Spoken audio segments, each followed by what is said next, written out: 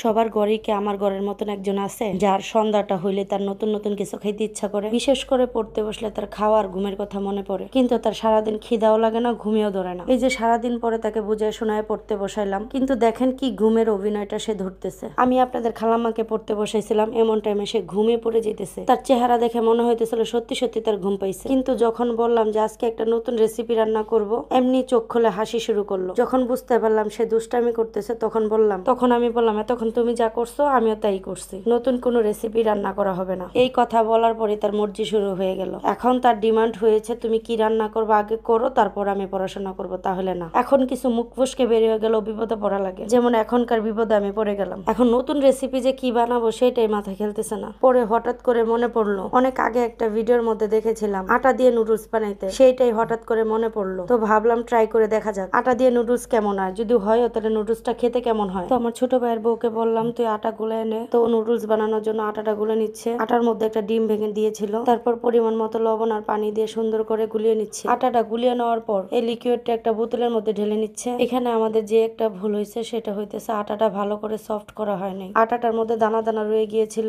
আটাটা যদি আরো ভালো করে গুলিয়ে নিত তাহলে এটা কিন্তু আরো সুন্দর হইতো। আটাটা ভালো করে না গোলার কারণে বানানোর সময় বারবার ছেড়ে দিচ্ছিল। পরে আমার ভাইয়ের বউকে বললাম দিয়ে আমি করি, ও যাও পারছে, আমি একদমই পারতেছিলাম না, যেহেতু আমার ডান হাতের মধ্যে একটু প্রবলেম ছিল। আমার ডান হাত দিয়ে ভারী কিছু আমি আলগাইতে পারি না, বা শক্ত করে আমি কোনো কিছু ধরতেও পারি না। আমার ডান হাতের মধ্যে কাজের চাপ বেশি পড়লে হাতটা অটোমেটিক ফুলে যায় আর রক গুলা টাটাইতে থাকে, যেটা সহ্য করার মতো না। তো আমাদের নুডলস বানানো হয়ে গেছে। এই কয়টা নুডলস বানাইতে এত পরিমাণে কষ্ট হয়েছে কি আর বলবো। তখন মনে হইতেছিল যে কষ্টটা করছে এই কষ্টর থেকে দোকান থেকে কিনে খাওয়াটাই ভালো ছিল। নুডলসটা রান্না করার জন্য একটা কড়াই বসাই দিলে, কড়ার মধ্যে আলুগুলা ভেজে নিল আর পেঁয়াজটাও ভেজে নিল, সাথে কাঁচামরিচও দিয়েছিল। তারপর ডিম দিয়ে দিল, ডিমটা ভালো করে ভেজে নিচ্ছিল। সবকিছু ভাজা কমপ্লিট হওয়ার পর এটার মধ্যে নুডলসটা দিয়ে দিয়েছিল। রান্না করতেছিলাম আর ভাবতেছিলাম না জানি কেমন হয়, যদি খেতে মজা না হয় তাহলে সবটাই বিফলে যাবে, তার মধ্যে তো কষ্টটা আছেই। সবাই এটা নিয়ে হাসাহাসি করতেছিলাম আর বলতেছিলাম আজকের খাবার যদি ভালো না হয় আম্মা ঘর থেকে বের করেও দিতে পারে। তো আমার ভাইয়ের বউ বলতেছে সমস্যা নাই, যেমনই হোক আমরা খেয়ে নিব, তাহলে আম্মা কিছু বুঝতে পারবে না। আর এদিক দিয়ে আপনাদের খালামা পড়াশোনা বাদ দিয়ে বসে রয়েছে কখন নুডলস হবে কখন খাবে। আর আপনাদের খালাম্মার প্রিয় খাবার কিন্তু নুডলস। আপনাদের খালাম্মার জন্য যদি মাসে 30 দিন নুডলস রান্না করা হয় সে 30 দিনই খেতে পারবে। আমি দেখছি অনেক বাচ্চাদেরই হচ্ছে নুডলসটা প্রিয় থাকে, আমি বুঝি না নুডলসটা তাদের প্রিয় কেন হয়। তো এই যে আমাদের নুডলস রান্না কমপ্লিট হয়ে গেছে, দেখতে কিন্তু সুন্দর হয়েছে।